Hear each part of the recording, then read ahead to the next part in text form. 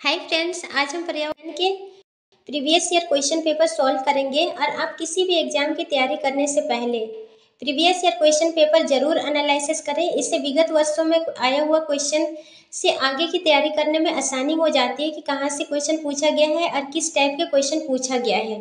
तो चलिए हम शुरुआत करते हैं फर्स्ट क्वेश्चन से। अभिकथन एवं कारण को ध्यान से पढ़ें। अभिकथन है, हाथियों के झुंड में केवल हंथनियां और बच्चे ही रहते हैं। कारण, हाथी 14 से 15 साल बाद झुंड छोड़ देते हैं और अकेले रहते हैं। निम्नलिखित में से सही उत्तर चुने। पहला है अभिकथन सही है किंतु कारण गलत है। दूसरा है अभिकथन गलत है किंतु कारण सही है। तीसरा है दोनों अभिकथन तथा कारण सही है एवं कारण अभिकथन को सही व्याख्या करता है। चौथा है दोनों अभिकथन तथा कारण सही है किंतु कारण अभिकथन की सही व्याख्या नहीं करता है। तो इसका आंसर हो जाएगा तीसरा, क्योंकि यहाँ पूछा जा रहा है कि हाथियों के झुंड में केवल हंथनियां रहती है, बिल्कुल रहती है। और कारण है हाथी 14 से 15 साल बाद झुंड छोड़ देते हैं और अकेले रहते हैं, ये भी सही है। तो हमारा आंसर हो जाएगा तीसरा सही है। ये 2013 में भी ये क्वेश्चन पूछा गया था सीटेट में। तो हाथियों के बारे में थोड़ी सी जान लेते हैं। झुंड में कोई नर हाथी नहीं होता, वे 14 या 15 वर्ष की आयु में निकल जाते हैं झुंड से। एक वयस्क हाथी एक दिन में 100 किलो तक पत्ते और टहनियाँ खा सकता है। और ये क्वेश्चन 2015 में आया हुआ था कि एक वयस्क हाथी एक दिन में पत्ते और टहनियाँ कितने किलो तक खा सकता है, या 1 क्विंटल या 100 किलो। तीसरा पॉइंट है 3 महीने के हाथी का वजन करीब 200 किलो होता है। हाथी ज़्यादा आराम नहीं करते और दिन में सिर्फ 2-3 घंटे ही सोते हैं। हाथी आमतौर पर उष्णकटिबंधीय आवासों में पाए जाते हैं। हाथियों को कीचड़ और पानी से खेलना बहुत पसंद होता है। कीचड़ में उनकी त्वचा को ठंडा रखता है और इनके बड़े कान भी फैन की तरह काम करते हैं, यानी पंखे की तरह काम करते हैं। हाथी खुद को ठंडा रखने के लिए उन्हें फड़फड़ाते हैं। तो नेक्स्ट क्वेश्चन देखते हैं। ये 2024 में का क्वेश्चन है पर्यावरण अध्ययन का, यानी इन्वायरमेंटल स्टडीज का। एनसीईआरटी की पर्यावरण अध्ययन को पाठ्य पुस्तक के अध्याय 4 खाए आम 12 महीने में आम पापड़ बनाने की कहानी है, ताकि न सिर्फ प्रक्रिया और तकनीक को बच्चे समझे बल्कि पकाने और संरक्षण के कौशल की भी सहारा कर सकें।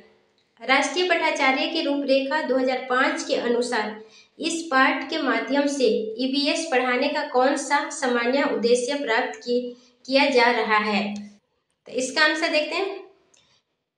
किसी वस्तु को बनाने में कितनी श्रम की जरूरत होती है उसकी व्याख्या करता है। दूसरा है प्राकृतिक परिवेश से किस प्रकार से विभिन्न वस्तुएं बनाई जा सकती हैं उसकी चर्चा करना। तीसरा है अमूर्त के स्थान पर अपने अनुभवों के पहलुओं से जुड़े अवलोकन एवं उदाहरणों को सहायता से समझ का विकास करना। चौथा है आम पापड़ किस प्रकार से बनाया जाता है इसकी समझ विकसित करना।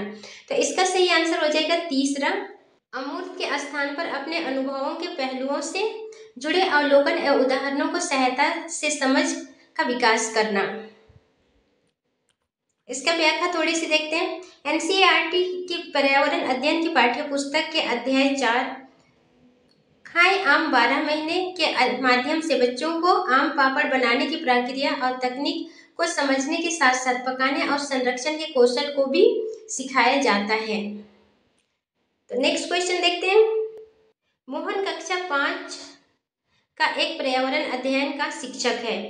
यह अपनी कक्षा में निम्नलिखित गतिविधि को श्यामपट्ट पर लिखता है।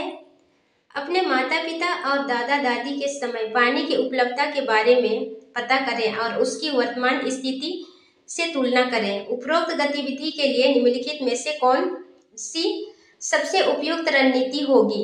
पहला है भूमिका निर्वहन, दूसरा परियोजना, तीसरा चर्चा करना, चौथा साक्षात्कार। तो इसका सही आंसर हो जाएगा दूसरा परियोजना। नेक्स्ट क्वेश्चन देखते हैं। अर्चना कक्षा 4 की एक पर्यावरण अध्ययन की शिक्षिका है। वह अपनी कक्षा में बच्चों को 2 समूह बनाती है और विद्यालय में यूनिफॉर्म होनी चाहिए या नहीं इस विषय पर वाद विवाद गतिविधि कराती है। अर्चना ने अपनी कक्षा में वाद विवाद क्यों कराया? निम्नलिखित में से कौन सा उपयुक्त कारण नहीं हो सकता है? यह नहीं हो सकता है ये पूछा जा रहा है, तो कई बार नहीं हो सकता है मिस्टेक हो जाती है। ए, वाद विवाद से बच्चों को किसी बात के विभिन्न पहलुओं के बारे में सोचने और समझने का मौका मिलता है। बी, कक्षा में बच्चों को अपनी राय रखने के लिए प्रोत्साहन मिलता है। सी, कक्षा में बच्चों को अपने अनुभव साझा करने का अवसर मिलता है। डी, वाद विवाद से बच्चे अपने साथियों के ज्ञान का आकलन कर लेते हैं। तो इसका आंसर देखते हैं। पहला ए, बी, सी, डी। दूसरा बी और डी।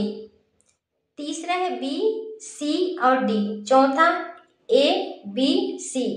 तो इसका आंसर हो जाएगा दूसरा बी और डी। नेक्स्ट क्वेश्चन देखते हैं। बच्चा विभिन्न कौशल कार्यों जैसे खेती और जीवन में उनकी विरासत का वर्णन करता है। उपरोक्त कथन है।